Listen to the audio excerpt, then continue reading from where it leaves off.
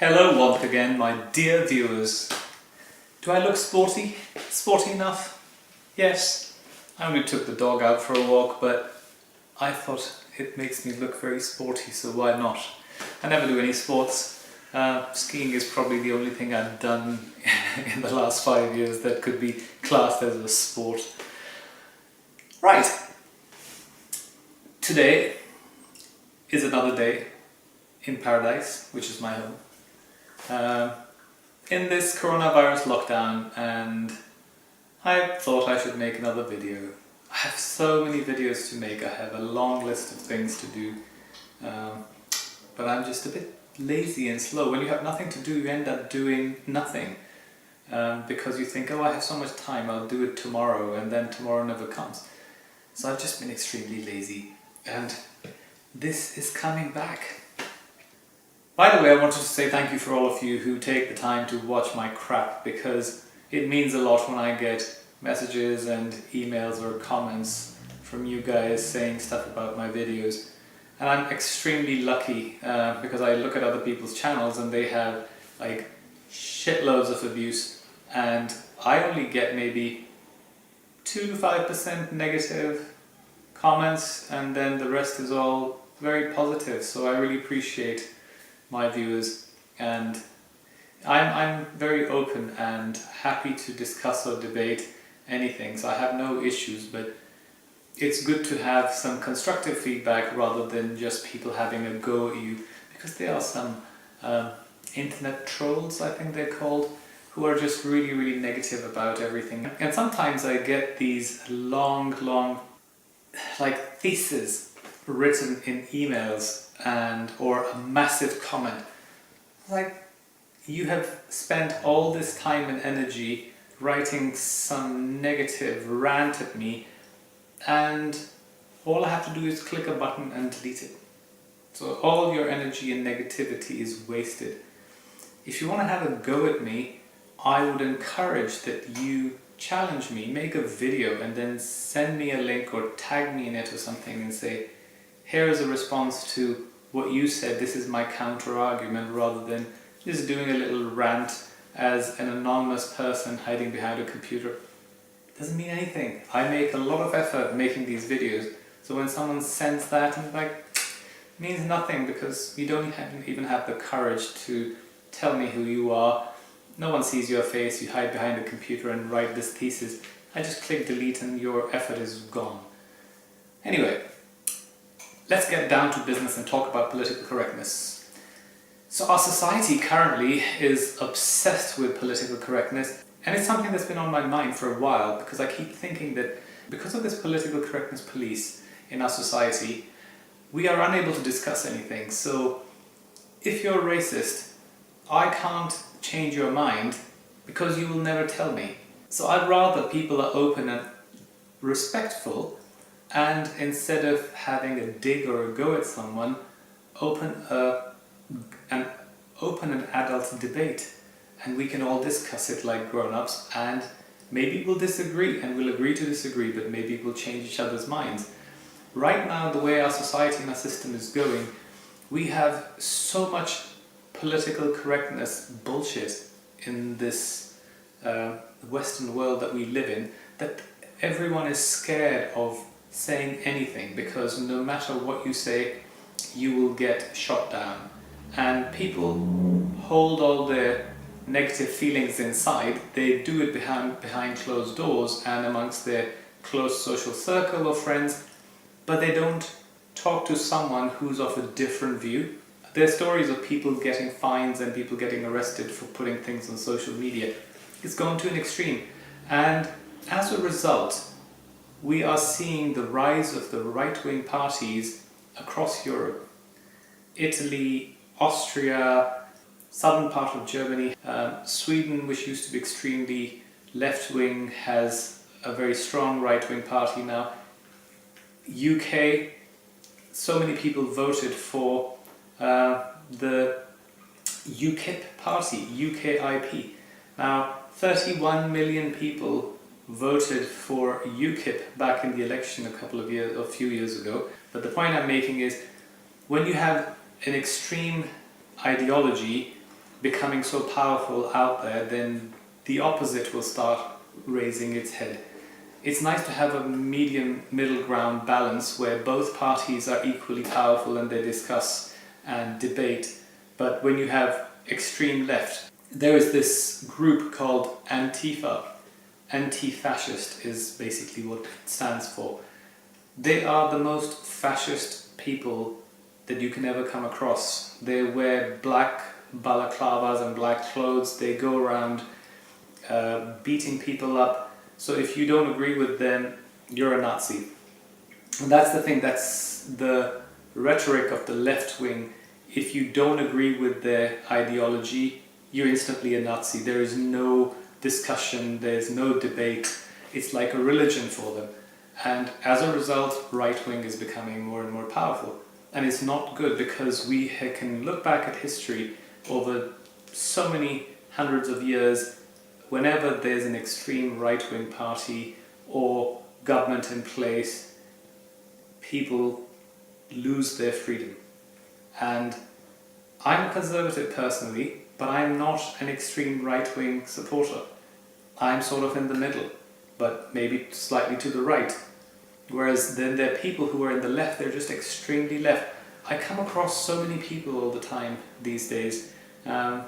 And one of them I spent a week with recently, who had all this left-wing ideology but didn't want to do anything. And it was like, no, I don't want to study, I don't want to get a job because I want to spend my life doing my hobby because that's more important for me, and money is not important and I don't care about money. And I was like, oh, that's the most immature and silly thing I've ever heard in my life. You don't care about money because you live in a first world country where healthcare, education, everything is available for free. Your parents pay for your accommodation and food. Therefore, it's easy for you to say you don't care about money. Doesn't matter if you're rich or not, even if you're medium or middle class or just barely surviving. As long as you're surviving, you can have these views. If you were poor and you had no healthcare, no money, no clean water, no food, you would have a very different point of view. And that's the problem with the left-wing people, the ones that I meet all the time. They have this self-righteous attitude as if they are the saints who are going to change the world and the rest of the world is just evil. And everyone is out there trying to take advantage of someone else. Not quite true. Unfortunately, whenever you see examples of socialism becoming extreme, it becomes communism. And there is not a single example of communism on this planet that really works. If communism was so great, then Russia, China, countries in South America would be extremely prosperous and they would be heaven, and everyone would be flocking to those countries rather than trying to escape them. And people say, oh, it's capitalism that's destroying the world. No, it's not. Capitalism is just trading. What's destroying the world is greed. People just mistake greed with capitalism all the time. Because again, it's the left-wing party rhetoric. It's just, I'm raising these things because they're all in my head, and I think no one really talks about this. Everyone is just going around with a cocoon over their head, ignoring what's going on around us, and we're going to end up like we did before the Second World War, where we'll have masses of our population that are sick of hearing this left-wing bullshit, and they will say, well, we want to just be able to say what we think. And I think that is why President Trump won the election. I'm not American, so it doesn't really impact me in any way, and I have no say, and I'm not interested in commenting on the American politics because it's their internal matter. Just the same way I don't want anyone to comment on our British stuff because it's our internal matter. People voted for him, and whether it was elections were rigged or whatever people say, it is the choice of the people in some shape or form. Whether it's the ones who rigged it, whether it's the ones who voted, there's tons and tons of people who actually believe in it. I think the reason why he won and why some people like him, or a lot of people like him in America, is because he may be a moron, he may be stupid, but he says what people think. And people are so sick of lying politicians who are two-faced that they're actually pleased to hear someone who just says stupid things. And it's a sad story, but it is what it is. Coming across all these people who are relying on others to fix their problems, and they are on this agenda of making this world a better place. Oh, how? I made another video, you should look it up. It's called Stop Stealing Other People's Jobs. And that's exactly what I'm trying to say, that if you have the capability, you should work to the best of your abilities and then give it away if you're a socialist and if you are a communist. Don't just sit on your ass and do nothing and expect the hard-working people to pay for your ideology.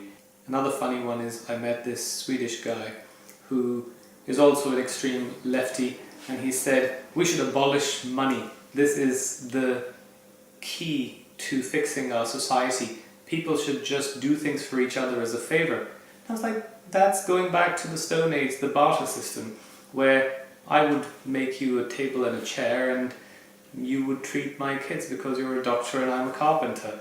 But if you don't need any tables or chairs, then you won't treat my kids. So money was created as a transactional currency that you can use to buy and sell services and goods to people who cannot give you something back, because there's only so many favors we can do for each other. And it was just like, okay, you're a grown-up man in your 30s and you have been working for many years, but you are just so simple-minded.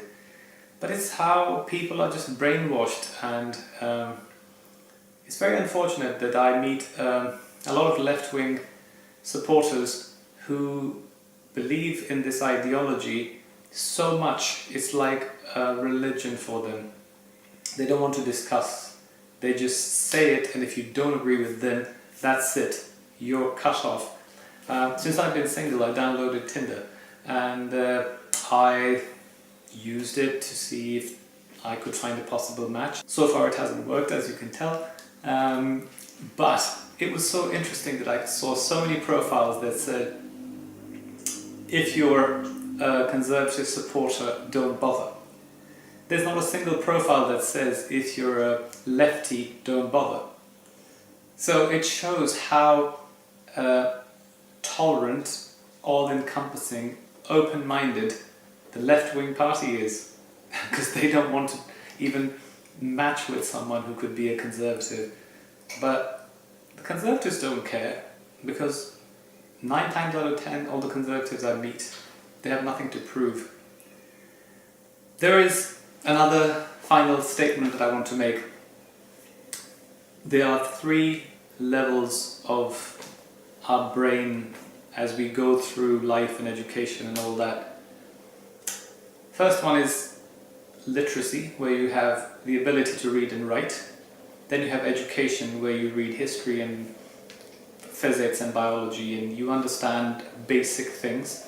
And then there's enlightenment, which comes from really deep understanding of how the world works, how everything is laid out. So if you've read a lot of philosophy, history and classic literature, there's a good chance you'll be enlightened, because you would have read about so many people's point of views and all the great philosophers and psychologists and all that, and that takes you to another level of understanding humanity and our civilization. And then I meet all these lefties who say, I don't think there's a need for education, because why do I want to read someone else's stuff when I can experience it firsthand?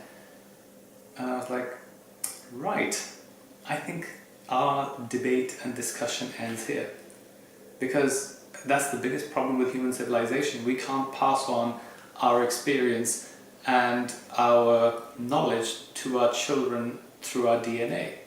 So every time a child is born, everything is reset. The child starts learning from scratch, makes all the mistakes, gets to his 40s or 50s, is enlightened, has other kids, back to square one. If we could pass on all this information, we would be way ahead. But unfortunately, the human civilization is very, very slow in its growth and enlightenment because everyone is reset. Anyhow, thanks for watching this random, haphazard video, and hopefully it will be of some use. Until the next one.